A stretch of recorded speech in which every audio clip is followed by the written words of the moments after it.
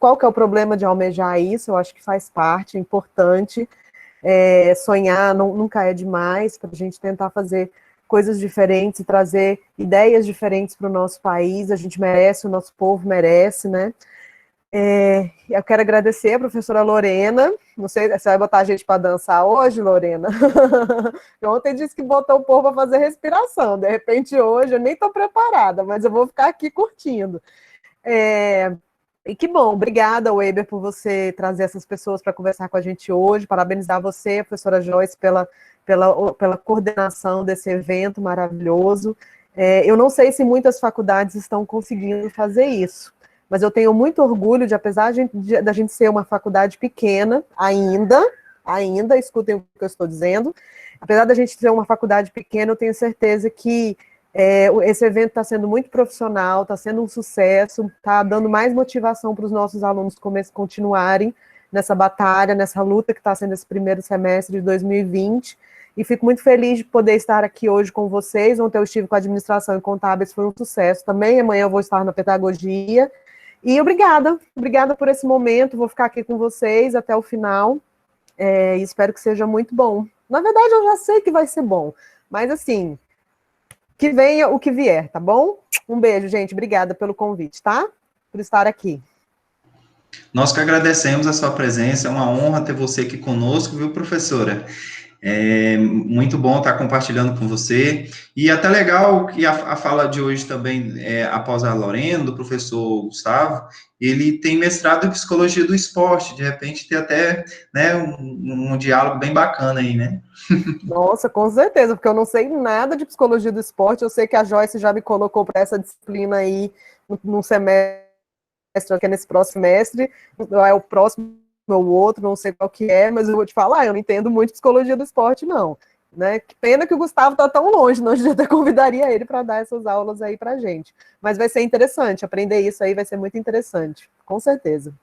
Bacana, espero que o tempo que a gente tenha com ele dê para a gente aproveitar ao máximo a experiência dele. Professora Joyce, nossa coordenadora, seja bem-vinda, vai passar a palavra para você. Boa noite, pessoal, tudo bem? Liliane já está convocadíssima, já falei para ela que a psicologia do esporte é dela. Ai, Jesus.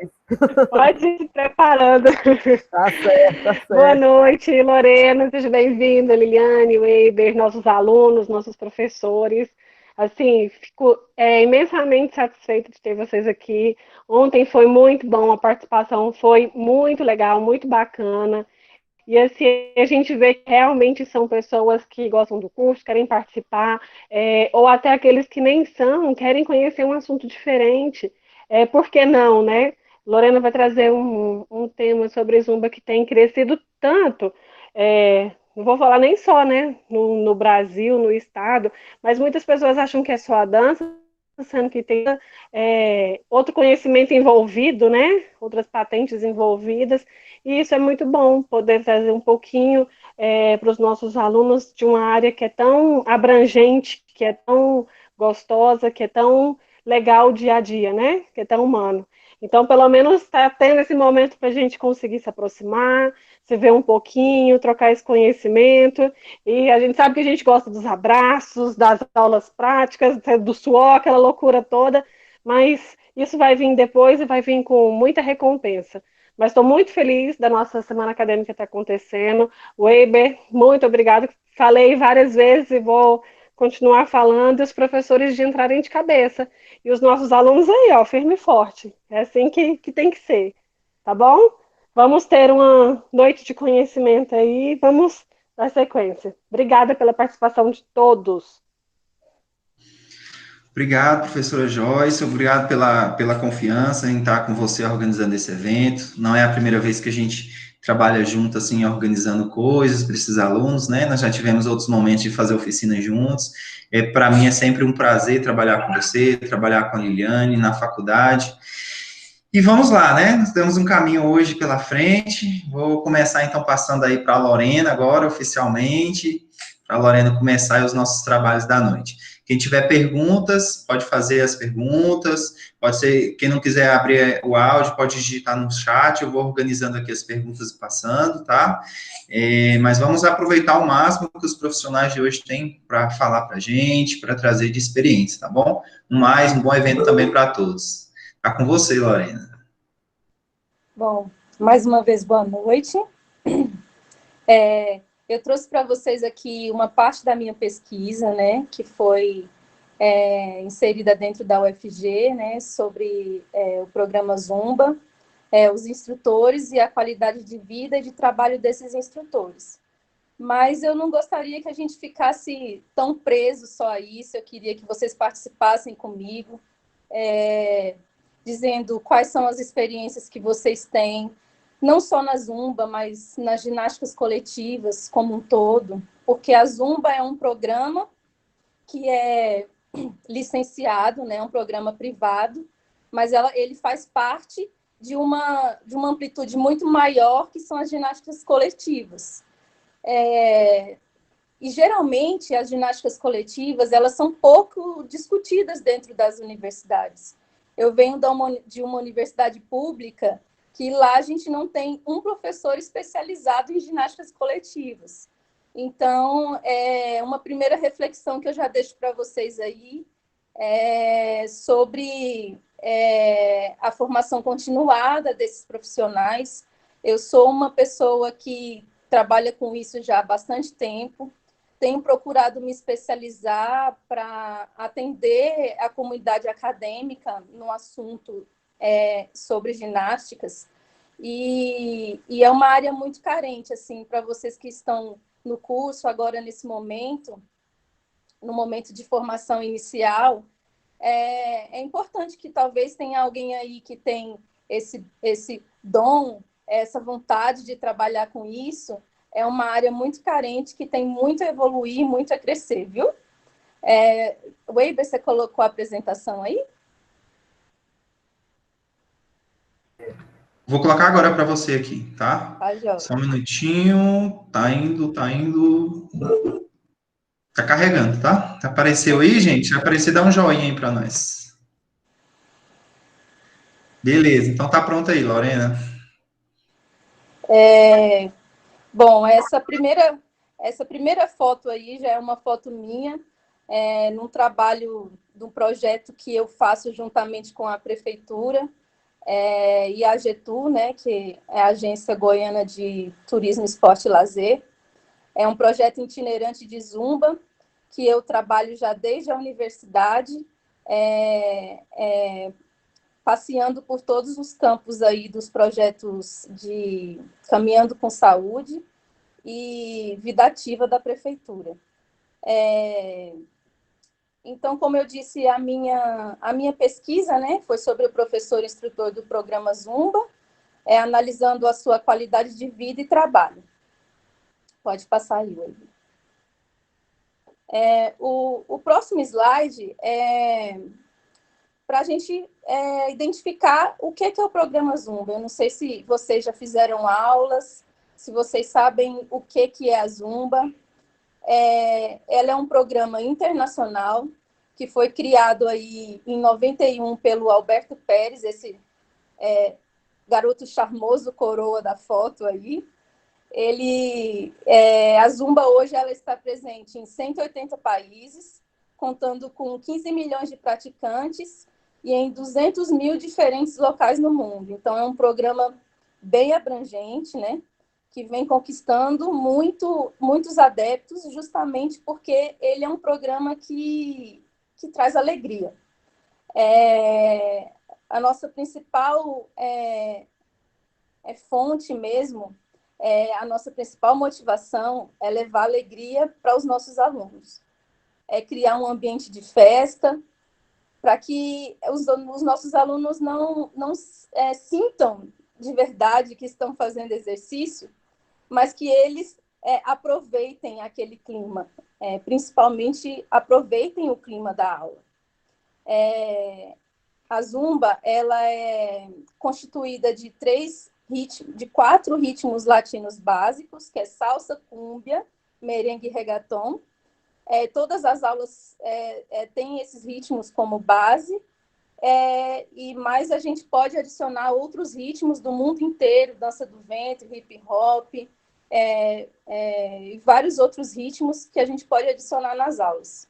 As aulas geralmente acontecem entre 40 minutos e 1 hora, e elas misturam movimentos de dança com movimentos ginásticos. Pode passar, Leila. Bom, a minha pesquisa basicamente ela se prendeu a estudar como que é o trabalho desses profissionais, como que funciona o dia a dia deles e como que a saúde deles corresponde, né, a esses momentos de trabalho, e também sobre a formação desses profissionais. A gente descobriu, primeiro, foram 21 participantes voluntários da pesquisa, né? Foi feito através de formulário pelo Google. Eu tive uma dificuldade de inserção dos participantes, porque ainda é uma área que é um pouco marginalizada. Deveriam ter mais profissionais formados trabalhando na área, mas, na verdade, não é essa a realidade atual da nossa profissão. Apesar de da minha pesquisa aí, a gente encontrou que mais de 50% é graduado em educação física, pela minha experiência, né, de sala de aula e tempo dando aula, a gente percebe que, na verdade, a grande maioria não é formada na área. Então, a área é muito carente de pessoas com conhecimento para realmente conduzir as aulas de forma adequada, né?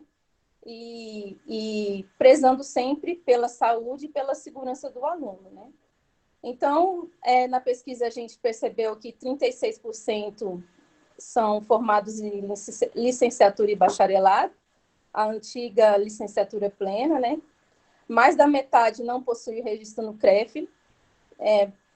Para quem dá aula em academia, mesmo que seja uma aula de dança, eu particularmente acho importante que você seja registrado, porque você é responsável por aquelas pessoas,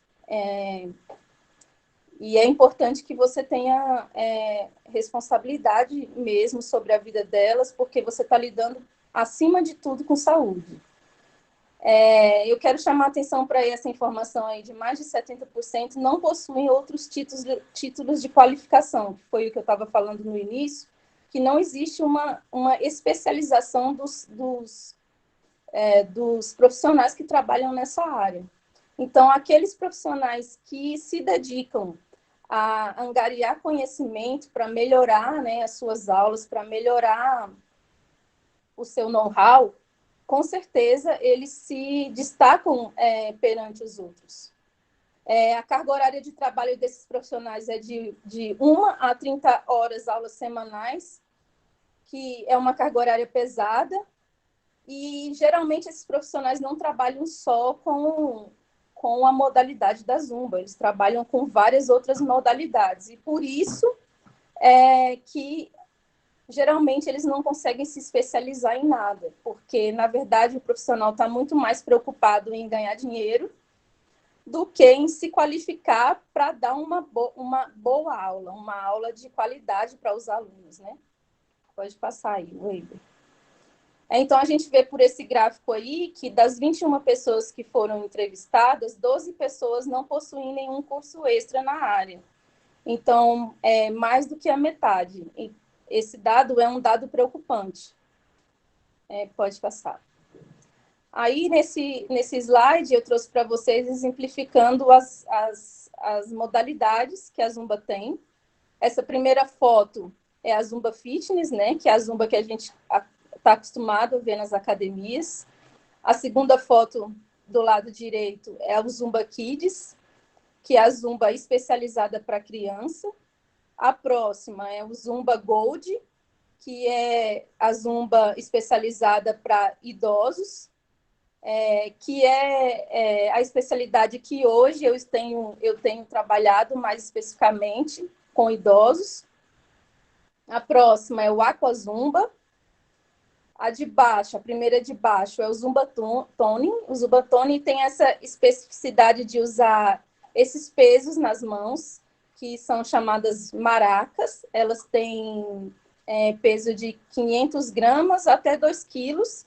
E a gente dança com elas nas mãos para fazer um exercício de tonificação muscular. A próxima aí é o Zumba Sental, que é também um exercício de tonificação também, que você faz exercícios ginásticos coreografados com a cadeira.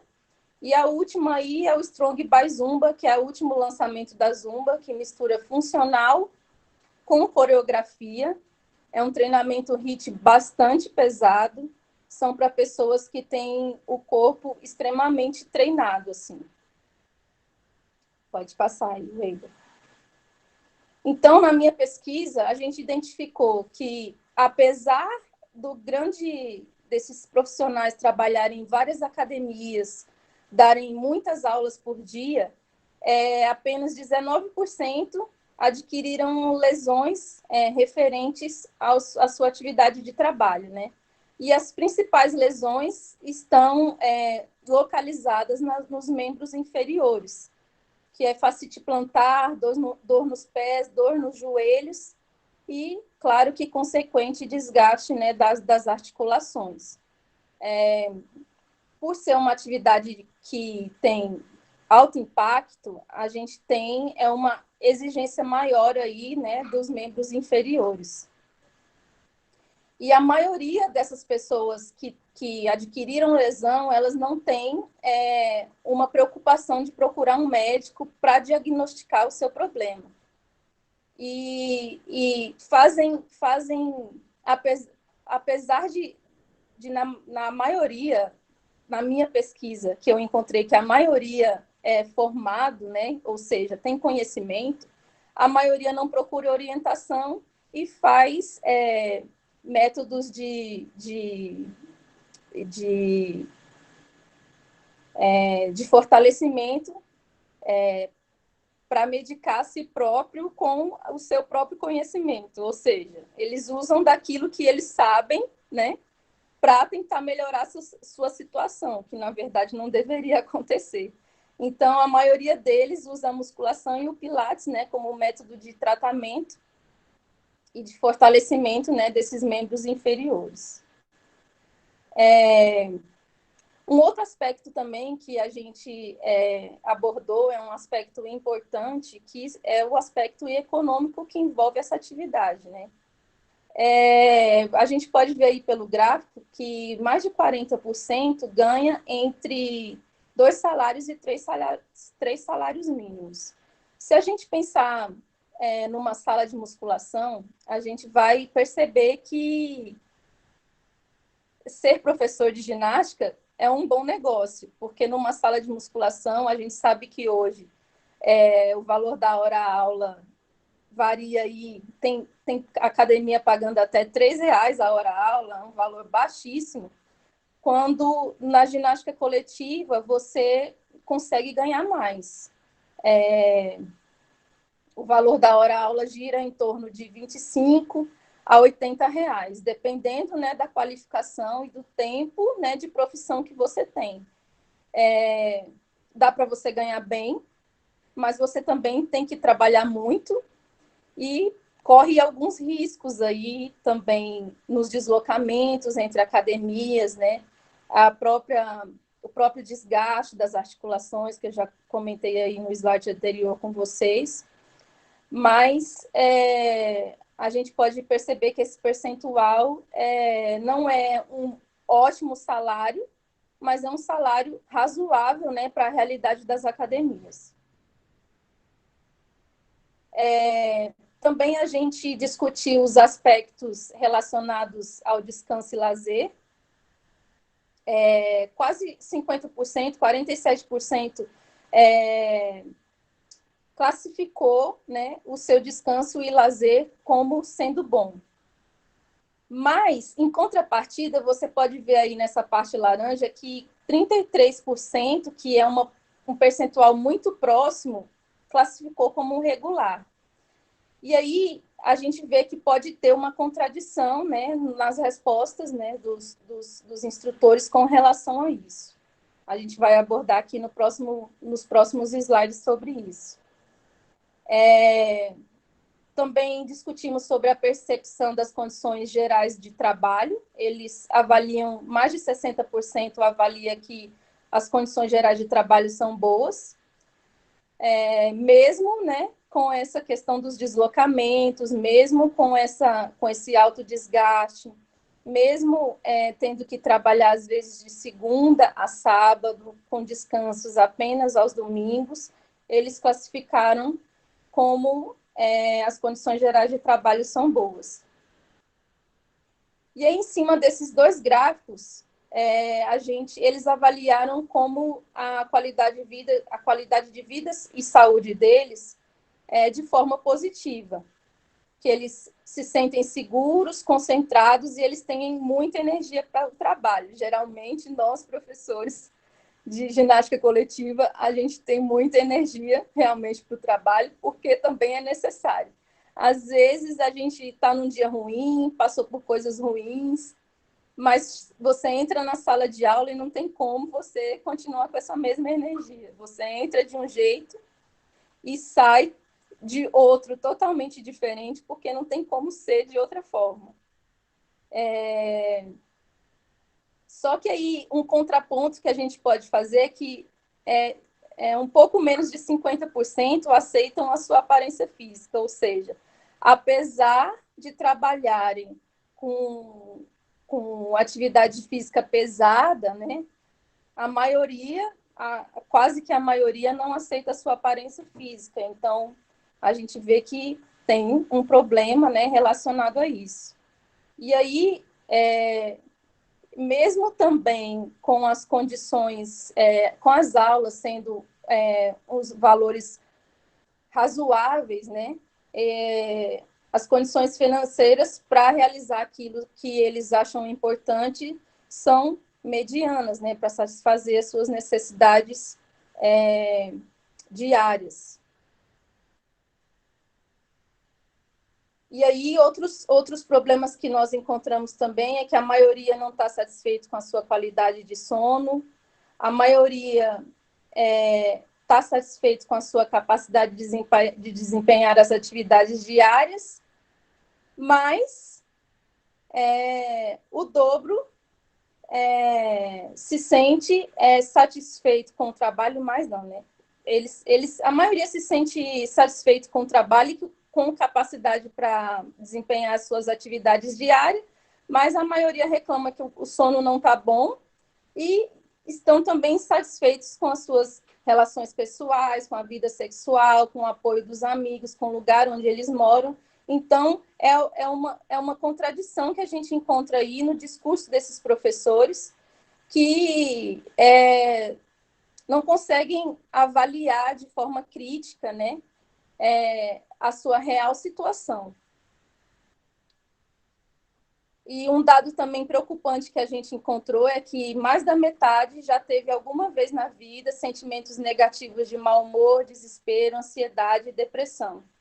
É algo assim que quando a gente concluiu a pesquisa foi algo que me chocou bastante, porque como eu falei aí atrás, nós somos profissionais que trabalhamos com alegria, né? A gente leva qualidade de vida para os nossos alunos, a gente leva a festa para dentro da vida deles. A gente tem vários relatos de alunos que já saíram da depressão por causa das nossas aulas, alunos que melhoraram suas capacidades físicas, condições de saúde, mas nós somos um profissional sensível a esse tipo de coisa, né? Não é porque a gente oferece isso para os alunos que a gente tenha isso, né? Então, foi um dado preocupante que nós encontramos e é uma reflexão que eu deixo para vocês aí sobre essa questão, que, apesar de cuidar do físico, nós também temos que nos preocupar a cuidar do nosso lado emocional, né?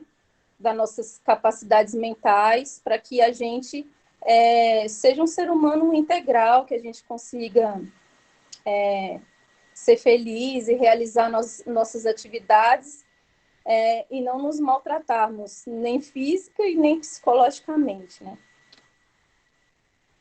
Então, os resultados que nós encontramos foram que existem, né, contradições na percepção da qualidade de vida e nas condições gerais de trabalho desses profissionais. Eles apresentam índice de adoecimento mental significativo, baixa remuneração e pouco tempo de descanso e lazer. Há uma desvalorização do profissional por seus empregadores. Essa questão é uma questão que os profissionais que trabalham com ginástica coletiva e, mais especificamente na minha pesquisa, que trabalham com a modalidade Zumba, a maioria não tem carteira assinada, né? Não tem segurança financeira. Se você trabalha, você recebe. Se você não trabalha, você não recebe. Se você tiver um acidente no trânsito para o seu trabalho, você não só, né, tem os problemas do acidente, remédios e tratamentos que você precisa fazer, como também você para de receber o seu salário, porque você não tem estabilidade financeira, não tem garantias. Os donos de academia não te dão garantias, né? Nós não somos geralmente regulamentados pela CLT, nós somos geralmente contratados como terceirizados, e esse é um grande problema também, né, da nossa área aí, e é um ponto para discussões, principalmente aí dentro das universidades, como que a gente pode dar mais segurança, né, à nossa profissão, não só, né, para os profissionais que trabalham com ginástica, mas para os profissionais que trabalham com educação física como um todo. É uma área muito marginalizada nesse sentido. Então, a gente considerou aí que essas questões são complexas, né, que elas merecem um olhar criterioso da comunidade acadêmica, da educação física, que é algo importante a se discutir, porque a maioria dos profissionais, né, que trabalham nesses espaços precisam, né, desse olhar, precisam desse cuidado, e a gente, como profissional que está em formação, que leva que leva conhecimento, né, a gente precisa levantar essa bandeira aí e cuidar de nós mesmos, cuidar da nossa saúde, cuidar das nossas capacidades mentais, né? Que a gente possa ter essa empatia de olhar para nós mesmos e cuidar melhor de nós. Aí, no próximo slide aí eu trouxe para vocês alguns trabalhos meus com dança. Eu não comentei no começo, mas eu sou dançarina profissional de quadrilha, profissional também.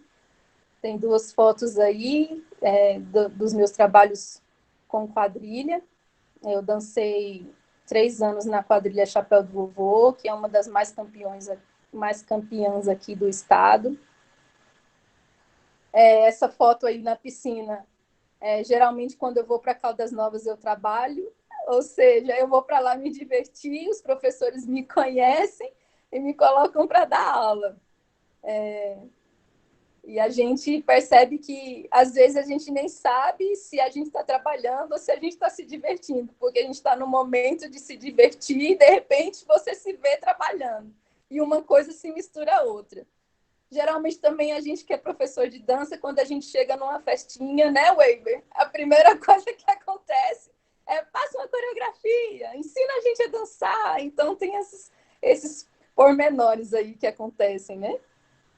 Essa foto que eu tô com essa mesma blusa aqui é também desse projeto, da prefeitura, que eu falei para vocês. É um projeto muito bonito, é gratuito. Assim que a gente sair dessa quarentena aí, eu convido todos vocês a participar do projeto. Existem vários campos aí por toda a Goiânia. Vocês podem pesquisar isso através do site da AGETU. É um programa bem legal que oferece atividade física gratuita para a comunidade. E aí, a última foto é uma foto com os pimpolinhos meus aí, a gente dando aula de Zumba Kids. E com isso a gente pode perceber que a Zumba, ela não tem idade, ela não tem cara, ela não tem cor. Ela é para todos, né? É um programa que tenta aproximar todo mundo. Nas academias a gente vê que nem sempre a gente tem as modalidades separadas, a gente tem senhorinhas com jovens, com coroas, pessoas de tudo quanto é tipo, né? Com algumas deficiências também, a gente tem bastante. Tem homens, raramente a gente tem homens nas aulas de Zumba. Quero até chamar quem for aí do sexo masculino, vamos participar das aulas. É importante a presença do sexo masculino aí também nas salas de ginástica. Eu agradeço a vocês, meu muito obrigada. É uma honra para mim estar aqui com vocês. Eu deixei aí, nesse último slide, as minhas redes sociais e quero deixar para vocês uma reflexão que me acompanha desde a universidade. Ninguém nasce feito, vamos nos fazendo aos poucos na prática social de que tornamos parte. Eu estou aberta aí para o que vocês quiserem saber, para curiosidades que vocês tiverem. E vamos conversar aí. Então, Lorena, primeiramente quero agradecer você, parabenizar muito pela sua exposição aqui. Eu acho que você trouxe pontos aqui bastante relevantes nessa noite. E nós vamos começar aqui uma discussão, acho que vai ser muito saudável, né? Eu tenho uma lista de perguntas aqui, algumas eu sei a resposta, mas quero ouvir de você, para a gente apimentar um pouquinho aqui. E aí, quem tiver necessidade de falar, pode comunicar e a gente vai conversando. Eu queria saber, assim, de você, enquanto profissional, quais são, assim, os prejuízos quando a gente tem aquela pessoa não habilitada trabalhando na função, né? Eu sou professor de Zumba, você tem o certificado? Não, não tenho. E aí você já falar também quais são os requisitos para quem quiser ingressar nessa carreira. Tem que necessariamente ser da educação física, e existe uma diferença na educação física, né? Bacharelado, licenciatura, as duas modalidades pode, existe alguma específica? Se você puder falar para a gente sobre um pouquinho sobre isso. Bom, a Zumba, como eu falei, é um programa privado, portanto, ele é um programa que você tem que comprar o curso para poder obter a licença para dar aula. Tem duas formas de licença. Ou você pode fazer o curso que chama B1, que é o curso inicial.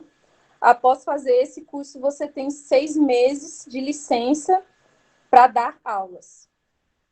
Mas você fazendo só o curso, você não recebe materiais, atualizações da Zumba. Você fica um profissional à mercê, né, das suas próprias conclusões, com o conhecimento que você adquire apenas no curso.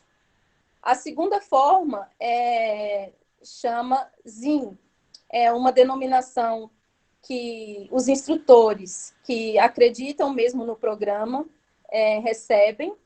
O ZIN, ele é uma licença que é paga em dólares, né, mensais, são $30 mensais, e o ZIN nos dá direito a ter todo um suporte da Zumba, tanto materiais, coreografias, site, divulgações. Agora, para esse período de quarentena, nós recebemos um suporte muito importante da Zumba, que é um aplicativo que você pode dar aulas ao vivo, pode dar aulas gravadas também, e você pode fazer cobrança das suas aulas a partir do próprio site. Então, a Zumba investe bastante nos seus profissionais. É um programa dos que eu conheço que trabalham com Zumba, que trabalham com danças, é o mais diferenciado. Nós também temos aí outros dois aplicativos, um que dá suporte para a gente fazer material de divulgação. Depois vocês entram aí no meu Instagram, que vocês vão ver vários materiais que eu criei com os aplicativos que a Zumba fornece para a gente, né? Para dar aula de Zumba, não precisa, como eu disse, não precisa ser formado em educação física, por ser uma modalidade de dança. Houve um tempo que a Zumba era considerada uma modalidade fitness, portanto, nesse tempo, o CREF exercia autoridade sobre nós, mas a Zumba fez uma modificação, né, no treinamento, para que fossem retirados os movimentos fitness e a atividade fosse concentrada nos movimentos de dança. Mas isso aconteceu só aqui no Brasil, porque fora, e principalmente nos Estados Unidos, onde é a sua base, ela continua sendo fitness, mas por questões mercadológicas, né, do nosso país, ela passou por essa transformação. Hoje no Brasil a Zumba não chama Zumba Fitness, se chama Zumba Dance, para que os instrutores não tivessem essas perturbações com relação aí o conselho, né, de educação física. Mas a minha posição é que, como eu disse na minha apresentação, que é adequado e é importante e é responsável que você seja da área para trabalhar com a saúde dos outros, né? É importante que você seja da área para trabalhar com isso. Porque se um aluno seu passa mal ou acontece alguma coisa que foge do seu controle ali no momento da sua aula, como é que você vai poder dar segurança ou vai poder acudir aquele aluno, né? Então, é preciso conhecimento. Ao meu ver, é necessário que haja esse conhecimento, né? Muito bom, Lorena, bem esclarecedor, né? Eu acho também que o profissional, quando ele tem essa disponibilidade, né, e essa formação, acho que é uma qualidade maior. Sim, professora Joyce? Vamos apimentar o negócio aí. Hoje a gente tem várias modalidades que não são profissionais de educação física que ministram. Eu mesmo já passei por uma situação, no começo de profissão, que foi fazer uma aula de jump. Quem dava aula de jump era uma pessoa que era formada em administração. E aí eu estava torcendo para a Lorena falar assim no final, assim, por favor, fala que você apoia, que o profissional tem que ser formado. E ela falou que sim, porque é muito importante. É muito importante, gente. Porque hoje em dia é isso, as pessoas vão lá, fazem um curso, ministram, sem saber tamanha responsabilidade do que estão fazendo.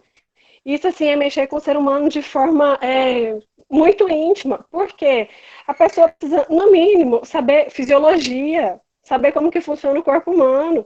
Não é à toa que a gente tem fisiologia, que a gente tem cinética, que a gente tem biomecânica, que a gente tem anatomia, que a gente tem bioquímica, para saber como tudo isso funciona. E aí vem uma pessoa, não desmerecendo ninguém de forma nenhuma, mas vem um profissional que somente gosta, sente uma aptidão pelo negócio, faz um curso e fala, não, agora eu sou professora, agora eu dou aula, e acaba deletando tudo isso. E é o que ela falou. Se uma pessoa passa mal, o que eu vou fazer? A gente tem primeiros socorros no curso. No mínimo, saber por onde você começa. Então, assim, a gente tem que entender tamanha responsabilidade. Então, é uma modalidade patenteada que você precisa ir lá, fazer o curso, seguir critérios, assim como outras modalidades da área, né? Então, assim, quem se interessa por essa abrangência toda, que tem a parte de dança, de zumba, de todos esses quesitos, pessoal, vai atrás de se qualificar. Isso que é o importante, de se qualificar, de estudar. Como que você vai falar os benefícios fisiológicos se você nunca estudou, no mínimo, o básico de fisiologia? Fisiologia do exercício, fisiologia humana. Então, assim, olha o tamanho da responsabilidade, tá? Então, assim, eu queria deixar esse toque aí para vocês. E aí, ainda bem que ela falou no final que realmente precisa. É muito importante. Eu acho isso, assim, uma seriedade enorme. Eu já até conversei com os alunos não dessa turma nova, sobre a responsabilidade que a gente tem, sobre o exercício legal da profissão. Então, a pessoa joga bola, acha que é professor, sem saber como que funciona nada. Então, assim, se a gente está buscando uma formação, a gente precisa defender isso. E isso é muito sério, trabalhar com o corpo humano. Então, você não sabe se a pessoa tem uma patologia, se ela precisa de um olhar diferente, tá? Então, por favor, quem gostar dessas áreas, desses quesitos fitness que precisam ter patente, procurem. Mas também se vocês forem fazer aulas, eu acho que é legal, sim, perguntar, professor, qualquer formação, qualquer qualificação. Nós estamos no direito de perguntar, porque no dia que eu estou falando a respeito dessa aula de jump, aí a pessoa assim, ó, encheu a sala de jump, aí não cabia mais, e tinha mais pessoas matriculadas. Ela, não, então quem está sem jump pode pular no chão. Você sabe, as pessoas tinham patologia de joelho, tornozelo, quadril. Então, gente, a gente precisa ter responsabilidade, tá bom? Então, fica uma dica aí para vocês e uma reflexão. E uma outra coisa que eu queria pontuar, Joyce, que não só sobre essas questões fisiológicas, mas o professor que está ali na frente da sala de ginástica, apesar de ter algumas modalidades que não são autuadas pelo CREF, ele é responsável legalmente e criminalmente pela turma. Então, é alguma coisa muito importante mesmo que você tenha qualificação para estar ali na frente. Porque não é brincadeira, não. Não, já a responsabilidade que a gente tem. Acho que só de se apresentar perante uma turma já é uma responsabilidade enorme, né? Então, quando você está fazendo toda essa movimentação corporal, psicológica, você citou, né, várias pessoas que já saíram da depressão por estar frequentando esse tipo de aula, são pessoas, às vezes, que precisam de sociabilização. Então, a importância que a gente tem nesse sentido, né? Então, realmente é necessário. Eu também concordo, eu acho que a professora Joyce e a professora Lorena pontuou muito bem isso, né, da importância de você ter um conhecimento ali acerca do corpo, né, a gente começa a estudar anatomia, fisiologia, a gente percebe o quanto o corpo humano é complexo, então, isso exige do profissional um entendimento, uma capacidade ali de apreensão teórica para você ter uma melhor performance, né, no mercado de trabalho.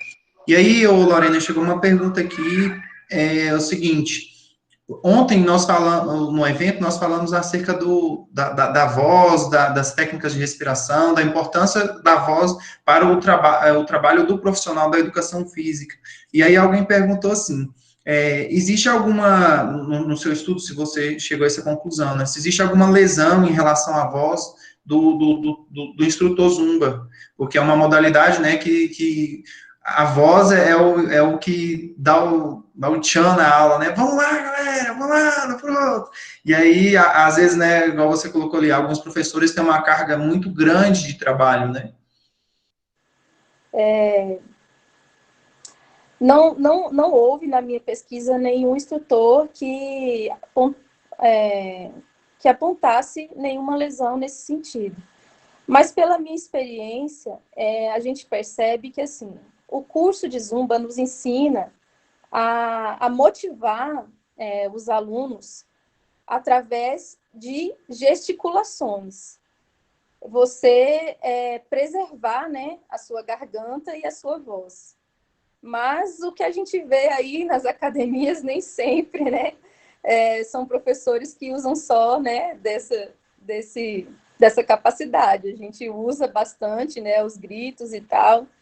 E é uma coisa que a gente tem que ponderar, não pode passar do ponto, porque realmente fica rouco. Os próprios alunos, quando o professor grita muito, os próprios alunos se irritam, os próprios alunos não gostam. Então, é uma coisa que tem que ser em equilíbrio, não pode passar, né? Nem o exagero e nem a falta, eu acredito. E você conhecer o seu próprio corpo também, né? Saber como que você próprio se corresponde nessas capacidades, né? Muito bacana. Tem uma outra pergunta aqui que o pessoal mandou, que é a seguinte, perguntou assim, se existe uma idade média de trabalhadores nessa área, Acho que é no sentido, assim, que parece que o profissional que trabalha com essa área é uma idade meio juvenil, né?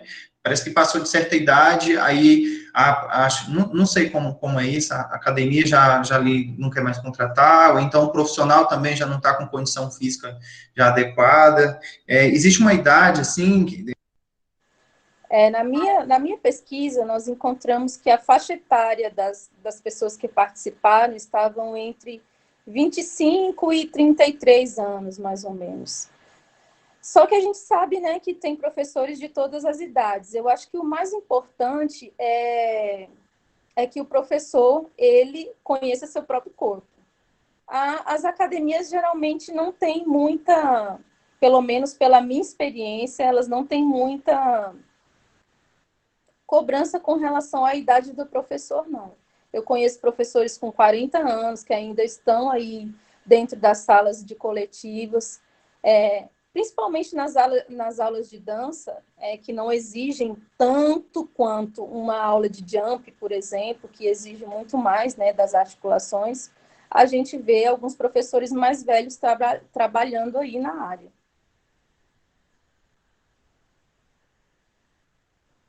Deixa eu te falar mais uma coisa. Que dicas que você daria para quem quer seguir nessa área, nessa carreira, dos meninos que estão aqui, que decide, assim, já tem assim, uma aproximação com o Zumba, ou que não tem também, que dica que você daria para esses profissionais de formação? Bom, eu vou falar para vocês o que eu fiz, assim. Eu não era formada em educação física, eu não trabalhava com isso, eu sou primeiramente designer por formação, eu trabalhei com isso muitos anos, e a partir do momento que eu resolvi levar o exercício físico a sério na minha vida, eu descobri as ginásticas coletivas. Eu era aluna ainda e os professores me colocavam na frente, porque eu decorava muito rápido as coreografias e eles me colocavam na frente para ser aquele aluno referência, né, nas aulas. Então, eu acho que o mais importante, a primeira coisa, é você visitar, né, a aula de vários professores, você conhecer, né, os estilos que cada um tem, você conversar com esses professores para saber a experiência que eles têm, quais as dicas que eles podem te dar, porque cada professor tem uma vivência, cada professor tem uma forma de dar aula, um estilo de dar aula. Nem sempre o meu precisa ser o que você mais se identifica, tem várias formas de você levar, né, uma turma. Eu acho que o principal é você realmente ter o conhecimento, fazer o curso, né, adquirir a licença, procurar os profissionais que são mais antigos no mercado, visitar as aulas e se preocupar mesmo com a didática, né, da aula, da educação física em si, porque é uma coisa que você não usa só para as aulas de ginástica ou só para as aulas de zumba. O professor de educação física, ele tem que ter uma preocupação mais íntima com a didática das aulas.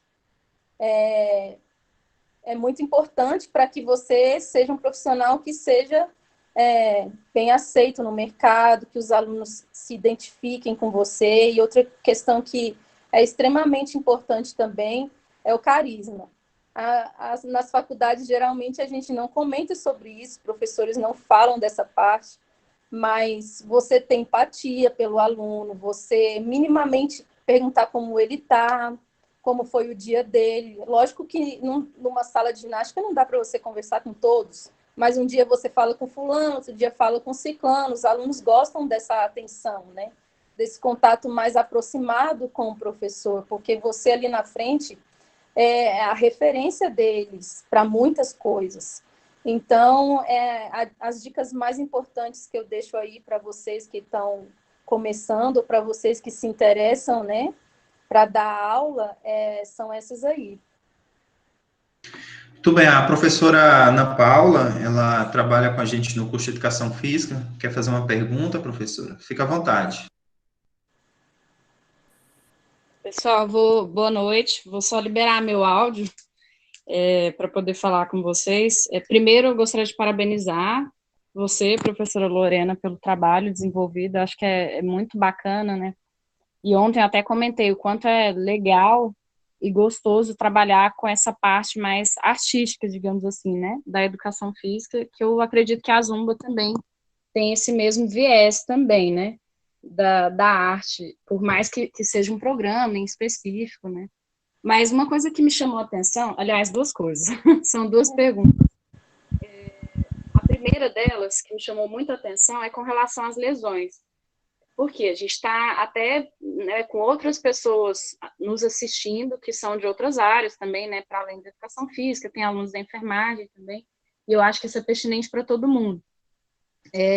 Com relação às lesões que você citou, geralmente são lesões, né, que ocorrem em membros inferiores, perdão, né, em sua maioria, uma fascite plantar é muito falado, né, devido ao fato da pessoa ficar saltitando, né, realizar vários saltos.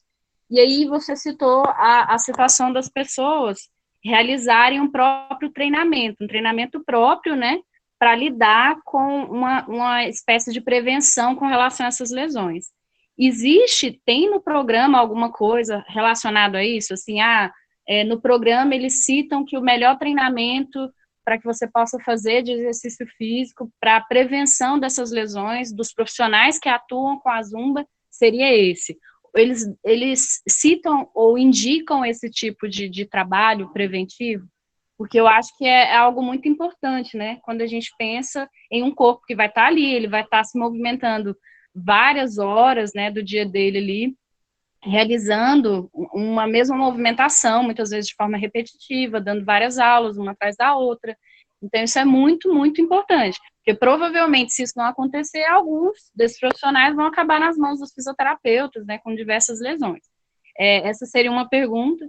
A segunda não seria bem um questionamento, eu só queria complementar o que você falou com relação à questão emocional, que eu acho que é muito importante a gente estar esclarecendo, né, as pessoas que estão iniciando agora, né, no curso de educação física, que o professor de educação física, pessoal, é um ser humano, como todos os outros profissionais, tá? O que eu vejo muito, assim, Lorena, e eu acredito que você deve concordar comigo, o que eu vejo muito é que as pessoas olham para a figura do profissional de educação física, para a figura do professor de educação física, como uma espécie de super-herói, né? Ele tem que estar super bem todos os dias, maravilhoso, perfeito para ministrar as aulas. E não é bem assim. Todas as questões emocionais, né, que foram citadas aí no seu trabalho, né, que você deu durante todo o processo de pesquisa, dá para a gente ver o quanto, às vezes, por mais que eu lido com alegria, isso não quer dizer necessariamente que eu vou ser uma pessoa extremamente alegre o tempo inteiro. Eu tenho isso dentro do meu trabalho, lógico que eu preciso, né, ao ministrar as minhas aulas, ter uma separação do meu pessoal com o profissional para conseguir realizar da melhor forma, porém, o professor de educação física é um ser humano, então ele precisa trabalhar com o seu próprio corpo, é claro, mas eu acho que primeiramente com a sua mente, né, cuidar muito da sua mente, porque como nós lidamos com pessoas o tempo inteiro, você está em público, você está em exposição o tempo todo, isso não só o professor de educação física, mas qualquer em situação, né, em que você é um professor, você está diante dessa exposição, profissionalmente falando, e às vezes você tem que colocar algumas máscaras que doem em alguns momentos, né? De você não conseguir, às vezes, se manter sempre alegre, sempre feliz. E assim, o que eu queria complementar com relação a essa fala da questão emocional é que, assim, meninos, né, e meninos que estão começando agora o curso, o professor de educação física, ele não precisa ter esse peso, né, de, eu tenho que estar alegre o tempo inteiro, não. Lógico que é importante que você se mantenha, se posicione, né, enquanto uma pessoa que vai alegrar, pensando na Zumba, né, que vai ter essa alegria, que vai levar essa alegria para os seus alunos, mas se você cuidar de você, se você cuidar da sua mente, né, cuidar do seu corpo, com certeza você vai conseguir minimizar algumas situações de angústia que acontece, que é comum, que é normal, né, para todos os seres humanos aí. E eu acho que é até um pouco preocupante, né, a gente pensar que pessoas que lidam com alegria, né, acabam tendo apresentam algumas situações de angústia, de depressão. Nossa, mas a pessoa trabalha. Eu já ouvi muito isso quando eu trabalhava mais voltado para a área do lazer, que hoje não é mais a minha área. Eu ouvia muito isso. Ah, mas você trabalha na borda da piscina, você trabalha com alegria, com felicidade, né, com coisa boa. Não é bem assim, né? A gente tem dias e dias, é bem complexo essa situação. Mas é só para fazer essa ressalva mesmo. No mais, parabéns, Lorena. Bom, boa noite, Ana Paula. Obrigado aí pelas suas considerações. Sobre a sua pergunta, o programa ele não dá nenhuma assistência com relação a isso. Mesmo na época que era exigido ter o curso de educação física para dar aula de zumba, você não era obrigado a apresentar nenhuma certificação comprovando que você era da área para fazer o curso, porque a gente sabe que tem questões mercadológicas envolvidas aí, né? O programa, na verdade, se preocupa mais com o dinheiro que ele pode ganhar, né, do que com o conforto mesmo e com a segurança, né, dos profissionais que trabalham em parceria com ele. Então, não existe nenhuma preocupação do programa com relação a isso. É uma das críticas também que a gente pode levantar aí com relação ao mesmo, né? E deveria ser uma preocupação, mas a gente sabe que nem sempre as coisas funcionam como elas deveriam ser, né?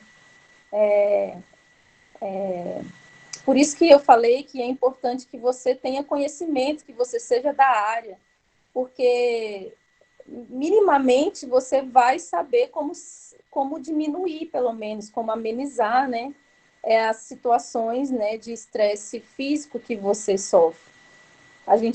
Eu apresentei aí, vocês puderam perceber que a maioria não vai ao médico para se diagnosticar, a maioria cuida, né, com seu próprio conhecimento, que é errado, porque doença, né, dor, a gente trata no médico, a gente não trata com a nossa, com o conhecimento que a gente tem, né?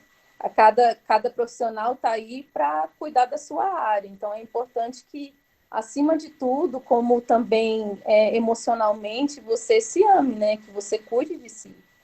Não só, né, nessas questões relacionadas ao bem-estar mental, né, mas ao físico também, que você faça os exames, que você esteja atento aos sinais, né, do seu corpo, físico e mental. E realmente essa questão que você comentou aí e acrescentou sobre o emocional, realmente é algo que os alunos geralmente não olham para o professor com esse olhar dessa empatia. Às vezes você não pode dar aula porque está doente, você recebe até, às vezes, algumas mensagens desaforadas assim, de alunos. Porque realmente os alunos acham que você é super-herói, que você é máquina, que você não é ser humano como todos os outros, né? Então, essa parte também é uma parte que você precisa ter domínio emocional para lidar com isso, porque os alunos nem sempre entendem, né, que você tem os seus problemas, que você tem os seus dias ruins, que você pode ficar doente, que você tem uma lesão. Então, é uma questão realmente importante de se abordar e de se refletir, né, de se preocupar dentro da nossa área. Muito bem, o professor César tem também uma pergunta, né, professor César? Pode fazer sua pergunta. E aí, boa noite, Lorena. Bom te rever. Seja Oi, César. mais uma vez bem-vinda à faculdade, à nossa faculdade, né? Ontem eu havia até comentado algumas coisas e a sua palestra hoje ela veio de encontro ao que foi palestrado ontem, a questão da respiração. Concernente à temática da Zumba, eu quis fazer algumas perguntas. Primeiro, a grávida, a mulher grávida, até quando ela pode fazer a Zumba? Há uma limitação? E você tem algum estudo se durante a sua pesquisa, se você se atentou a isso, a Zumba já foi utilizada para trabalhar com a educação inclusiva, com alunos com TDAH, com síndrome de Down, com o próprio autismo, né? Que eles, apesar de eles não gostar do barulho, mas tem autismo que gosta do ritmo, né? Do jeito. E uma terceira pergunta seria, a Zumba, ela pode ser trabalhada na educação infantil, em todos os seus módulos da educação infantil? Porque a gente não sabe se a criança tem algum histórico, né, de doença familiar ou em casa, pregressa. Mas ela pode ser trabalhada, talvez não no nível de Zumba já de adulto, mas mais como uma brincadeira, né, para a criança da educação infantil? Me lembra só qual que é a primeira pergunta. A questão da gravidez, até sim. se há algum empecilho em fazer durante a gravidez? Essa questão da gravidez, a gente geralmente tem uma parceria com o médico, né, que acompanha o aluno que tiver nessa condição. Não é indicado que antes dos 3 meses o aluno faça atividade, porque a atividade de impacto, a gente sabe que durante os 3 primeiros meses tem mais predisposição, né, ao aborto e tudo, mas com a liberação médica não tem nenhuma restrição, assim, se o médico disser que você pode participar das aulas, é tranquilo, não tem problema nenhum, e pode participar até o dia que ganhar o neném. A gente tem aí, inclusive, instrutoras que grávidas ficaram os 9 meses dando aula, então é tranquilo com relação a isso. É a segunda pergunta? Pode-se associar a Zumba à educação inclusiva, ao tratamento com alguns níveis, né, alguns CIDs? Nós temos, tanto para a sua segunda como para a terceira pergunta, nós temos uma modalidade da Zumba, uma especificidade, na verdade, da Zumba, que chama Zumba Gold, que trabalha, né, essas minorias, assim, que trabalha com crianças e que trabalha com pessoas cadeirantes, com pessoas com alguma restrição física. Então, é uma especialidade da Zumba que trata, né, de atender essas pessoas. Agora, em âmbito escolar, não, a gente, assim, eu tenho um colega que é formado em licenciatura, que ele trabalhou com Zumba na escola, mas não é comum que isso aconteça, porque como para ser instrutor de Zumba, você geralmente é da área do bacharelado, então não é muito comum que os professores licenciados trabalhem com Zumba na escola. Mas existe aí a Zumba Kids também, que é a especialidade da Zumba que trabalha com crianças, que pode ser adaptado e que pode ser trabalhado, sim, na escola, como um complemento, né, no desenvolvimento tanto de coordenação, como de aceitação do corpo, e várias coisas que você pode trabalhar, né, através da dança, que a Zumba, né, é uma modalidade que amplia, que congrui tudo isso, assim, que mistura tudo isso. Muito bem, Lorena, então quero agradecer muito você, agradecer a sua exposição. Caso ainda tenha alguma pergunta, eu vou convidar você para ficar com a gente até mais ao final. Nós temos também um horário marcado, temos aqui a presença do professor Gustavo Rutz, que acabou de entrar, que vai falar com a gente também. Então, desde já, Lorena, agradeço muito a sua participação, a sua exposição das ideias, eu acho que contribuiu bastante, enriqueceu bastante aqui e esclareceu para os nossos alunos aqui um pouquinho do trabalho do profissional da Zumba, tá? E já reforçando também que o seu namorado, né, o Diego, que está aqui presente também, participando da nossa reunião, é também instrutor Zumba, e dizer que eu já tive a honra de fazer trabalhos com você, né, Lorena, em ambientes não escolares, a gente fez algumas aulas já, e eu tenho o maior orgulho de ter estudado com você na UFG, e a gente continuar hoje ainda com uma parceria de trabalho, de conhecimento, de ciência, tá? Então, sinta-se abraçada por mim neste momento. Muito obrigado.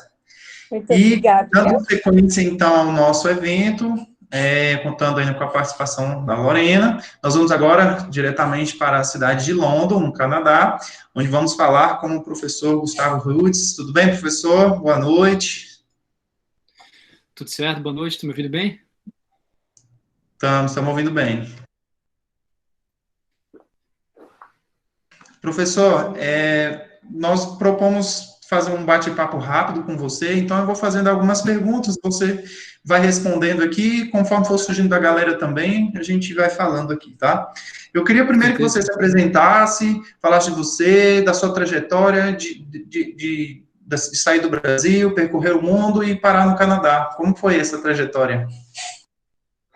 Beleza, vou tentar fazer um resumo rapidinho, então. Prazer, todo mundo aí que está participando, está ouvindo. Eu sou de Florianópolis, né? Nascido e criado em Florianópolis. Eu vim para o Canadá há mais ou menos 10 anos. E antes disso eu morei na Espanha e morei nos Estados Unidos também. Aí acabei vindo para cá porque a minha esposa, que eu conheci na época que eu estudava na Espanha, é canadense. Aí a gente acabou vindo para cá e fui ficando, estou aqui faz 10 anos já. Então eu vim para cá com 24, tenho 34 anos agora. Sou professor aqui, né? Sou professor atualmente no ensino médio. Era professor aí no Brasil também, na área da educação física. E trabalho também tenho uma pequena empresa aqui no Canadá de consultoria de psicologia do esporte. Trabalho com atletas, com organizações esportivas e não esportivas também. Trabalho ajudando com a performance mental, como mental coach com eles. E a minha área de professor, na escola também trabalho como treinador de futebol, que eu sempre joguei futebol, sempre participei assim, em diferentes níveis de diversas modalidades esportivas, incluindo o surf, o jiu-jitsu, mas o futebol foi o que eu mais, vamos supor, taquei mais, assim, foquei mais, é o que eu trabalho mais conscientemente atualmente aqui no Canadá. Muito bem, quando recebi o seu currículo, estava organizando e repassando para os alunos, eu vi lá, professor, que você tem alguns títulos, né, de jiu-jitsu, né, o senhor quer comentar um pouquinho? Pode ser então, eu não gosto muito de falar assim, né, fica meio estranho falar de mim mesmo, mas eu comecei a treinar jiu-jitsu da universidade, eu estudei educação física na UDESC, né, lá em Florianópolis, no Centro de Educação Física e Desporto, no CEFID, na UDESC, e aí na primeira fase do curso de Educação Física tinha a disciplina obrigatória de judô, e o nosso professor de judô lá era o treinador de judô da equipe de Santa Catarina, e ele também tinha uma base forte de jiu-jitsu, ele era professor dos dois, era faixa preta de jiu-jitsu, faixa preta de judô. Aí fui introduzido para artes marciais assim, ali quando tinha 17, 18 anos, na primeira fase da universidade, nunca mais parei. Isso foi em 2005, faz 15 anos aí que eu tenho treinado. Aí me destaquei, quando vim aqui para o Canadá, eu ganhei a etapa de Abu Dhabi, não sei se a galera treina jiu-jitsu conhece, mas tem a etapa de Abu Dhabi ao redor do mundo. Aqui no Canadá eu fui segundo lugar. Eu fui também campeão estadual, né, que aqui no Canadá não é um estado, é província, mas é como se fosse campeão estadual, campeão provincial no caso. Também fui campeão nacional, campeão canadense de jiu-jitsu, na minha faixa, no meu peso. E participei de 2 campeonatos mundiais, um na Califórnia e um em Las Vegas. Mais ou menos isso aí. Muito bem. Gustavo, que diferença você percebe em relação aos esportes de incentivo do governo em relação ao Brasil e ao Canadá? Você que percorreu, né, os 2 países e tem essa vivência. Eu acho que a principal diferença começa, não sei se é parte da cultura ou são políticas públicas, mas me corrija se eu estiver errado, mas no Brasil, na época que eu estava aí, pelo menos, há uns 10 anos atrás, o indivíduo escolhia ou vai ser atleta profissional de um esporte ou vai fazer universidade, né? Quando ele tem ali 16, 17, 18 anos, 19 anos, ele tem que meio que escolher um ou outro, ou segue a carreira de atleta ou vai tentar fazer universidade. Aqui, no Canadá, na América do Norte em geral, mas no Canadá ainda mais do que nos Estados Unidos, a ideia é que eles são student athletes, eles são atletas universitários, eles vão para a universidade, eles se formam, e durante a universidade tem os campeonatos muito organizados, interuniversitários, que eles podem competir em alto nível, um nível muito maior do que é o JUBs aí no Brasil, por exemplo, e quando eles se formam na universidade, aí que sim é que eles vão se focar e virar atletas profissionais. Então tem uma coisa assim de questão de maturidade, eles viram atletas profissionais não com 17, 18 anos, como acontece no Brasil, principalmente no futebol, né, no Brasil. Eles aqui se tornam profissionais aos 21, 22, 23 anos de idade, então tem uma questão de maturidade. E outra questão de que se eles acabarem não vingando como atletas profissionais, eles pelo menos têm uma formação superior, né? Que eles podem trabalhar, conseguir uma carreira legal. Não precisa tudo ou nada, se for virar do futebol, beleza, senão não tem nenhum nem outro, né? Eu acho que essa é a maior diferença. E nos Estados Unidos acontece da mesma maneira também, é organizado dessa forma. A maioria dos atletas da NBA que a gente vê, da NFL, da Liga de Futebol, de beisebol, todos eles participam de campeonatos universitários primeiro, eles competem pela sua universidade, é uma competição de alto nível, muito organizada, como se fosse profissional mesmo, só que eles só não recebem dinheiro, né? Recebem bolsa de estudo. E quando se formam, aí eles são contratados, né? São drafted para as equipes profissionais.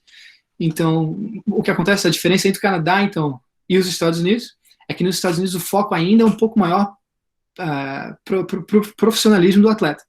Então, alguns atletas vão para a universidade, meio que não estudam, assim, vão fazendo as coisas meia boca, mas só para participar desse projeto de conseguir tentar virar profissional depois. Aqui no Canadá eles são realmente student athletes, eles são estudantes primeiro, que também são atletas, mas em segundo lugar. E eu acho que essa que é a diferença principal daqui do Canadá para os Estados Unidos e para o Brasil também, principalmente. Muito bem, professor. E em relação ao atleta que é brasileiro, que quer percorrer o mundo também, que dicas o senhor daria assim, para os alunos que quer aventurar, ser atleta no exterior, quais são os desafios, né, que o atleta vai enfrentar fora do país? Olha, eu acho que uma das coisas que fez a diferença para mim, que fez eu chegar onde eu cheguei, tanto na parte de competição de atleta, que facilitou muito a minha vida, viajando pelo mundo, mas também como profissional, como pessoa, depois abrir as portas para minha carreira também, de outro lado, foi a capacidade de falar o inglês, né? Se quer ser atleta internacional, e sempre poder falar inglês, pode até ser que consiga, mas vai ser muito mais difícil. No meu caso, eu falo, né, português, inglês, espanhol e francês. Então, isso aí ajudou muito. Qualquer lugar que eu vou viajar, maior parte do mundo onde eu vou, eu consigo me virar de algum jeito. Com um desses idiomas, eu consigo me comunicar com alguém que vai me ajudar. Então, facilita quando tu vai fazer um check-in no hotel, quando tu vai fazer, conversar com o árbitro, quando tu vai ter que reclamar com alguém. Então, tu sempre consegue, né, se dar melhor se tu consegue dominar pelo menos um idioma. Eu acho que o inglês, se tiver que começar com um, é o inglês. E aí os outros vai por consequência. Acho que essa é a melhor dica que eu faria, que eu daria para todo mundo, qualquer pessoa que quer viajar, quer ser atleta, beleza. Se dedica no treino, mas vai aprender o inglês pelo menos também, é importante. Que bacana, professor. Tem uma estudante perguntando aqui, o seu trabalho é com futebol ou futsal? Então, uma menina perguntando aqui. Aqui no Canadá é futebol, só futebol. No Brasil eu joguei bastante futsal, joguei até pela FME de São José, que é ali na periferia de Florianópolis, né, a cidade de fora de Florianópolis. Tem assim, era a FME de São José, que foi onde eu participava ali no Sub-17, aí tinha o Colegial, que era a equipe de Florianópolis, e em Jaraguá do Sul, que é 100 quilômetros de Florianópolis, tinha a Malve, que é onde o Falcão, todo mundo conhece, jogou por muitos anos, né? Então eu joguei nessa liga ali quando estava no Sub-17. Mas aqui, quando eu vim para o Canadá, futsal aqui não existe muito, não é muito forte, e aqui o foco é maior só no futebol de campo mesmo, 11 contra 11. Durante a minha estadia aí no Canadá, professor, eu observei muito que a cidade de London, ela tem muitos espaços, né, para diferentes práticas de esportes, né, você tem, assim, extensas áreas para o beisebol, para o futebol, e como são utilizadas essas áreas? É uma reserva que o professor tem que fazer, ou está desocupado, pode usar? Como que funciona? Todos os parques são parques públicos, então todo mundo pode usar de graça. A única coisa que tem que fazer é entrar no site do governo online e fazer a reserva, né? Para não chegar lá e dizer que é meu, não, eu cheguei primeiro, tu chegou primeiro, não. Reserva ali online e pode usar. Eu não sei se a galera entende, não sei se alguém já viu para o Canadá, mas só para ter uma noção, eu lembro que meu pai, quando ele veio para cá uma das primeiras vezes, ele dizia: pô, o Brasil, que é o país do futebol, o Canadá, que é o país do futebol. A gente dirigindo pela assim, tem mais de 8 instalações diferentes, e em cada instalação tem 4, 5, 6 campos de futebol de tamanho oficial, de 80 metros por 120, gramado natural, mantido pelo governo, que qualquer um pode ir ali jogar, é só marcar o horário online na internet de graça e jogar. E muitas escolinhas utilizam desses lugares, escolinhas de futebol, utilizam desses lugares para dar o seu próprio treino, ou pessoas, só um grupo de amigos vão fazer um futebol recreativo, assim, é muito legal. Eles dizem assim, o meu pai que falou, e foi uma observação legal que ele falou, acho que o Canadá que é o país de futebol. No feminino até que a gente tá bom, assim, a gente tá indo bem, nosso futebol feminino é o segundo, terceiro melhor do mundo, ranqueado. O futebol masculino que faz tempo que não chega na Copa do Mundo desde 86, então está um pouco para trás. Bacana. A professora, nós temos uma professora de inglês que está presente também, ela parabenizou quando você disse aí da fala da importância de aprender o inglês, né, para o atleta. E tem uma outra pergunta que veio de um aluno perguntando assim, ser treinador no Canadá é uma coisa rentável, que vale a pena?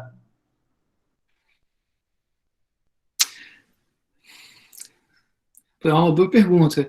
Quando eu cheguei aqui, eu falava, ser bem sincero, eu cheguei para cá, eu tinha um currículo mais ou menos ali do Brasil, que eu joguei um pouquinho ali, aí eu tinha minha própria escolinha de futebol no Brasil, eu fui treinador da escola onde eu joguei, onde eu estudei também no ensino médio, então eu já tinha uma experiência assim como treinador, eu cheguei com um currículo razoável, pelo menos assim, né? Não era o Parreiro Zagallo, mas sabia o que estava fazendo e vim do Brasil, né? É como se um cara vem de hóquei, jogando hóquei no gelo no Canadá e vai querer ser treinador de hóquei no Brasil, o cara é como se fosse, né, tá lá em cima, no topo. Então eu cheguei aqui, deixei um currículo em um monte de lugar e ninguém me ligou de volta, cara. Não sei se é porque meio que se sentiam ou ameaçados, não queriam dar espaço, se sentiam meio que medo da competição. Eu até fiquei meio frustrado assim no começo. E um monte de escolinhas, eu dei o currículo, ninguém me mandou, ninguém nem me respondeu, nem para dizer que não quer, que não estão contratando, sei lá. E acabei que quando eu fui fazer meu mestrado aqui, aí quando eu estava dentro já da universidade pelo mestrado, eu virei treinador da equipe universitária, né? Que aí que foi o que mudou, aí todo mundo me conheceu na região, porque a equipe universitária, como eu falei, é o nível mais alto que tem aqui, só está abaixo do profissional, mas como a gente não tem equipe profissional na minha cidade, em London, onde tem 400 mil habitantes só, o time profissional mais perto aqui é o de Toronto, né, da MLS, é o Toronto FC, onde o Júlio César até jogou, nosso goleiro do Brasil, do Rio de Janeiro. Então, tirando o time de Toronto, o nível abaixo disso é o universitário. E aí, como eu era treinador da nossa universidade aqui, universidade grande, 35 mil alunos, eu fiquei conhecido assim, na cidade rapidamente, né, por causa de trabalhar com futebol. Aí começou a vir mais convites e tal, meio que abriu as portas. Mas, assim, se eu não tivesse conseguido essa vaga na universidade, no futebol universitário ali, meio que, não sei se por sorte, pelos contatos que eu fiz durante o meu mestrado, ia ser bem difícil, não importa quão bom teu currículo é, entendeu? E eu falava inglês, falava tudo, como eu falei, né? Só não conheci ninguém, né? Bacana, professor. Nós estamos aproximando já do nosso tempo combinado, né? Você tem também aí tem as suas obrigações, né? Mas teve uma outra pergunta aqui que os meninos fizeram, que é o seguinte: surgiu de você a ideia de montar o jiu-jitsu brasileiro no Canadá? Porque eles observaram lá no currículo que você parece que trabalha ou treina, né, com jiu-jitsu brasileiro, né? Isso. Aí, então, eles perguntam isso. Partiu de você essa ideia de montar essa federação aí no Canadá, ou já existe um grupo?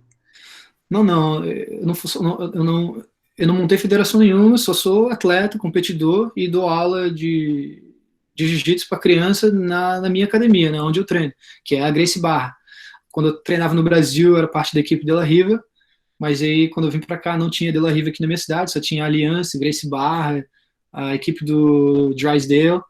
Aí eu fui com a Gracie Barra, que era maior, que é o que tinha mais gente, 200 pessoas na academia, eu queria o melhor treino possível, aí eu me juntei com eles e trabalhei ali, mas já existia, já tem, até o nosso professor aqui, não sei se a galera conhece o MMA, um dos maiores campeões, o cara que é do Hall da Fama do MMA, o GSP, o Georges St-Pierre, que é canadense, né?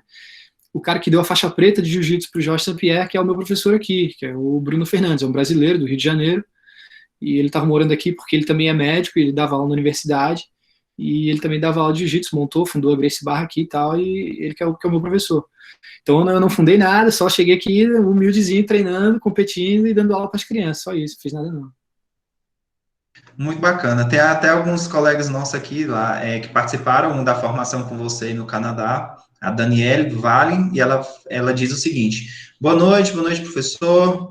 É um prazer revê-lo de novo. Como está essa questão da pandemia aí? Tem muitos professores usando live para manter o povo ativo fisicamente no Canadá. Como que está isso?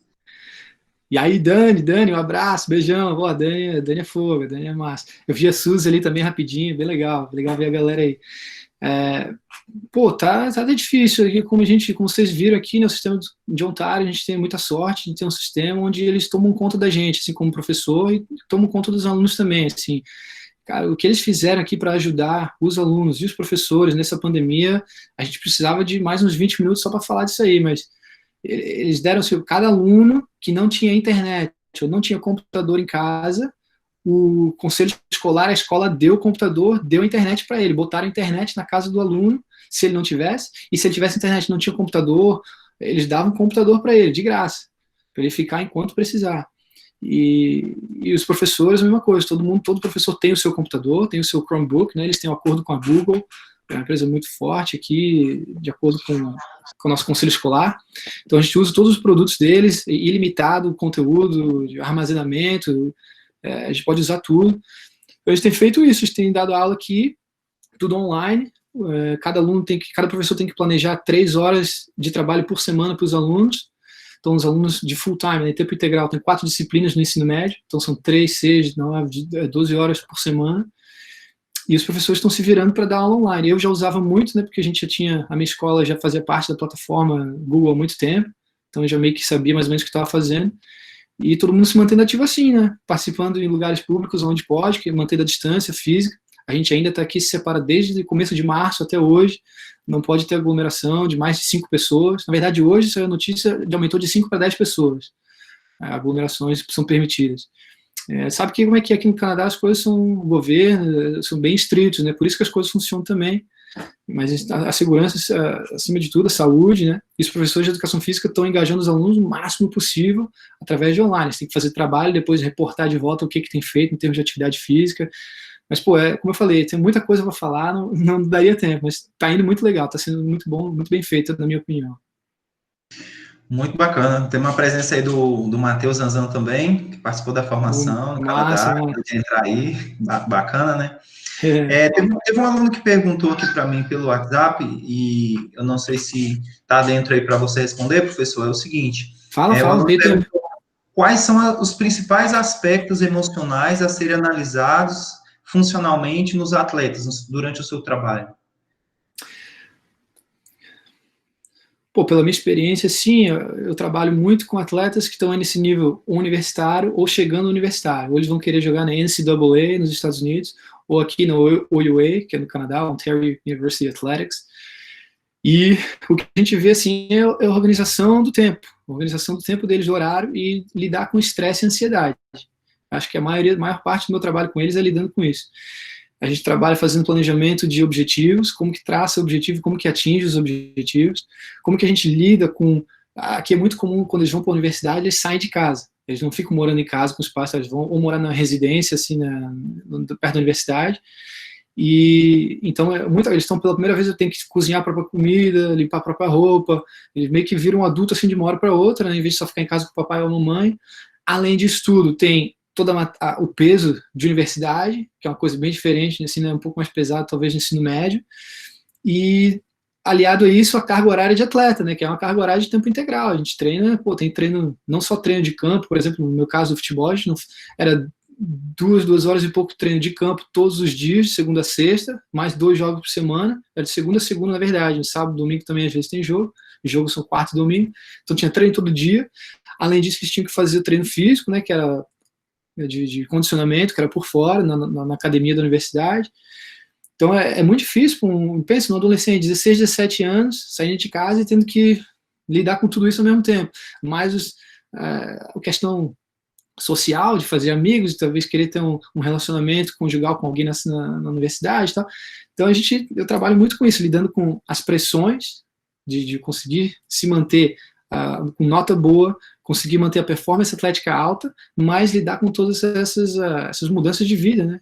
Tem um amadurecimento muito rápido que acontece com eles, que é muito bom, na verdade. mas é difícil. Bacana, bacana. A nossa colega Ana Antônia Franci também, a nossa mestre em geografia e participou da formação, também está aí E presente. Franci, Uma galerinha boa, né, professor? Eu quero abrir aqui, se tiver alguém que quer fazer alguma pergunta, o César, a professora Liliane, os alunos, ressaltar ao professor Gustavo que no nosso evento aqui hoje nós temos alunos da educação física, da enfermagem, e o evento está acontecendo em outras salas também, então nós temos um público aqui bastante variado, professores de diferentes disciplinas, tá? Então, vou deixar aí, César quer fazer alguma pergunta? Gostaria. Boa noite, Gustavo. Um boa prazer noite. enorme te ouvir. Eu ouvi um pouco da experiência de um brasileiro se dando tão bem fora. Você falou da dificuldade de conciliar a sua vida de atleta com a vida de profissional e tudo. E você, enquanto professor que atua, no Canadá, você trabalha em London, eu penso, né, como professor. Isso. Como que é o trabalho do professor de educação física no Canadá, atendendo ao aluno da inclusão, ao aluno com necessidade especial? Você tem algum atleta que é de inclusão? Na escola, sim. Na universidade, acaba sendo um pouco mais somente alto nível, assim, né? Na escola, não. Na escola, completamente o contrário. No ensino médio ali, até ensino fundamental também, mas no ensino médio já tem um nível de competitividade um pouco mais alto, mas eles têm os times da escola, né, que é uma coisa separada. A outra coisa são as aulas de educação física. O professor de educação física geralmente trabalha com os dois, mas os treinos tal são extracurriculares, depois do horário letivo, do horário da aula. E na aula de educação física, aí é tudo integrado. O nosso currículo aqui, realmente, ele é feito para integração. Não é o que é mais forte, mais rápido, mais bonito, que tem que se dar bem, e quem não é, não. É totalmente o contrário. Então, o nosso trabalho como professor de educação física é realmente estimular a inclusão de todos. Então, a não ser que tenha um nível de autismo severo, onde a pessoa consegue, às vezes até questão de mobilidade, aluno com cadeira de roda, às vezes, participa de aula normal, mas tem alguns níveis de eu esqueci como é que fala em português, mas autismo, né? Autismo mesmo, outras coisas, eles são, se tiver um nível muito severo, eles têm aula de educação especial dentro da escola. Eles são integrados o máximo possível, tudo dentro da escola, almoçam junto, fazem a maioria das aulas juntos. Mas se eles tiverem um nível que dá para ser socializado, que não precisa de um acompanhamento de 1 a 1 com outro professor, um auxiliar de sala, é todo mundo junto. A gente tenta o máximo possível manter todo mundo junto. E isso aqui é legal, porque aí a gente forma a nossa opinião aqui, né, que não sei se está certo, se está errado, mas é assim que o nosso currículo foi montado. É porque a gente tenta integrar esses alunos todos, porque depois na sociedade eles vão estar integrados também. A gente vai estar trabalhando com eles, a gente vai estar lidando com eles nos mercados, a gente vai estar trabalhando com eles em todos os lugares. Então, fazendo essa integração, desde o jardim de infância até o ensino médio, e depois, quando eu vou para a sociedade lá fora, é uma coisa que já é normal. Eu lembro, eu tinha um aluno cego na minha sala, não tem nada demais, eu ajudo ele aqui e tal. Eu ajudava ele na educação física e o cara ajuda ele a atravessar a rua também, entendeu? É uma coisa que é natural. Não é nem questão de educação, não, é o que tu faz, né? É quando tu esbarra em alguém, tu pede desculpa, quando tu vê alguém que tem uma necessidade especial, não sei se esse é o termo correto no Brasil, ele pega e auxilia, e ajuda, entendeu? Nosso currículo é muito, muito inclusivo, é tudo sobre inclusão. E só para terminar, desculpa a resposta muito longa, a diferença capital que eu lembro, dando aula no Brasil de educação física e dando aula aqui no Canadá, é que no Brasil é muito focado para o esporte. Eu lembro que quando eu dava aula, era 4 bimestres, era futebol um bimestre, voleibol, basquete e handebol. Esses eram os 4 esportes. E aí a cada ano, quinto ano, a gente dava uma base, no sexto ano um pouquinho mais avançado, no sétimo, e indo assim até o ensino médio. Aqui, só para ter uma ideia, César, a gente não joga esporte nenhum. Na aula de educação física não tem esporte. O que tem são jogos, são esportes adaptados, são brincadeiras que te fazem ficar melhor no teu esporte. Tem jogos de lançamento que te ajudariam a ser um jogador de handebol melhor, se tu quiser ser jogador de handebol. Mas na aula de educação física, tu nunca vai ver um jogo de 6 contra 6 com um goleiro, trave e tal, e jogando handebol propriamente dito, um esporte. Entendeu o que eu estou falando? Então, para mim, essa é a maior diferença, esse é o nosso objetivo do nosso currículo de educação física aqui. Eu acredito que é enriquecedor isso, porque, como você colocou, no Brasil, infelizmente, acontece isso, ainda acontece. tá? Você trabalhar focado mais no que o professor se identifica. O professor que se identifica mais com o vôlei, trabalha o vôlei que passa o ano todo. Né? Você trabalha aquilo que o currículo, você trabalha com o currículo pede, que é dança, que é as outras coisas, mas na prática só vai no vôlei. Né? Entendi. Não, aqui não pode, o cara não pode fazer esporte. Se fizer esporte, por exemplo, dar uma aula de futebol 11 contra 11, fica o resto da turma sentado, 11 contra... Não pode, não existe, não tem. A gente tem que fazer, por exemplo, um jogo de futebol onde as traves são 4 traves, ou 6 traves, são 6 gols. Aí sim, é parecido com o futebol, mas tem muito mais colaboração, muito mais pensamento, a coordenação no espaço visual muito maior. Então tá melhorando meio que as técnicas de futebol. A gente bota 2, 3 bolas para jogar ao mesmo tempo. Então é completamente diferente. Nunca o esporte propriamente dito nas regras do esporte. Né? E são jogos, brincadeiras, sempre através muito lúdico, até no ensino médio, até crianças de 17, 18 anos, sempre de maneira muito lúdica.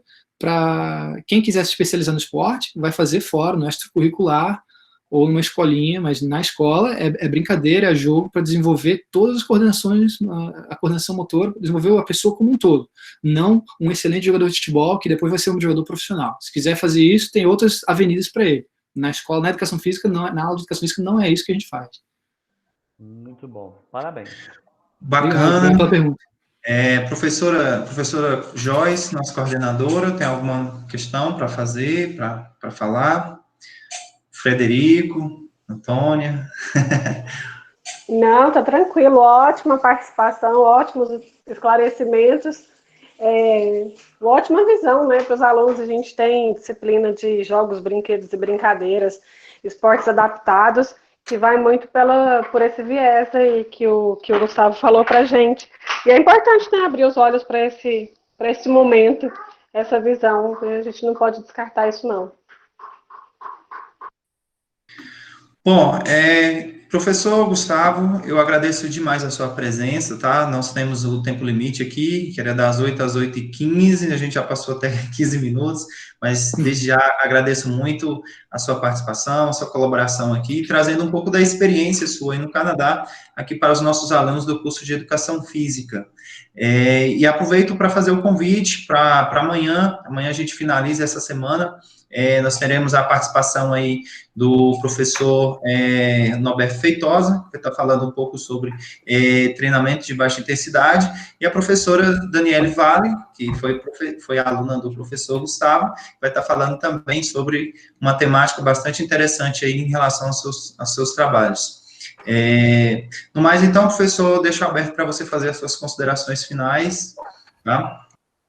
Eu queria agradecer a participação de todo mundo aí, espero que tenha ajudado um pouquinho e tirado a curiosidade de alguns. Foi bem legal ver o pessoal aí que fez o trabalho curso aí do Canadá comigo e o professor Weber também. E só queria dizer uma palavra final para a galera que, vocês estão em boas mãos aí. Queria dizer que o Weber, ele era meio que quieto, não sei como é que ele é dando aula para vocês, mas na sala de aula, vou envergonhar ele agora, na sala de aula, ele era meio quietão, assim, não fala, mas se tinha 10 mãos para cima, eu fazia uma pergunta, tinha 10 mãos para cima, se a mão dele estava levantada, eu tinha que ouvir a opinião dele, porque quando ele participa, o cara sabe o que ele está falando, é sempre muito bom, vocês estão em boas mãos aí, pessoal. Só queria agradecer a oportunidade também de falar com vocês, de ver vocês aí, professor Weber. Um abraço para vocês, tá? Eu que agradeço, professor, e dizendo aí, né, a gente pode ensinar até debaixo de uma árvore, né, lembrando da sua dinâmica. É verdade, é isso aí mesmo. Não precisa de smartphone, não. Agradeço demais, estou muito acolhido com seus comentários, e acho que é isso, pessoal. Então, eu quero agradecer a presença de todos aqui neste momento, acho que foi de grande valia, de grande importância mesmo para a formação acadêmica, formação profissional. Eu costumo sempre dizer para os meus alunos que nós, profissionais da educação física, temos uma coisa chamada capital corporal, então nós precisamos aumentar o nosso capital corporal, que é doar um pouco do nosso corpo, ter novas experiências, e a experiência não vem só com a prática, vem também com a teoria, com ouvir outras experiências. Então, agradeço bastante o professor, agradeço também novamente a professora Lorena Valadares, que também nos contemplou hoje brilhantemente com a sua fala acerca do profissional que trabalha com a Zuba no Brasil, e que venham outros momentos, outros convites, professor, que a gente possa também estar fazendo essa integração, tá? No mais, muito obrigado a todos, e amanhã continuamos então com o nosso evento. Obrigado, gente, até a próxima.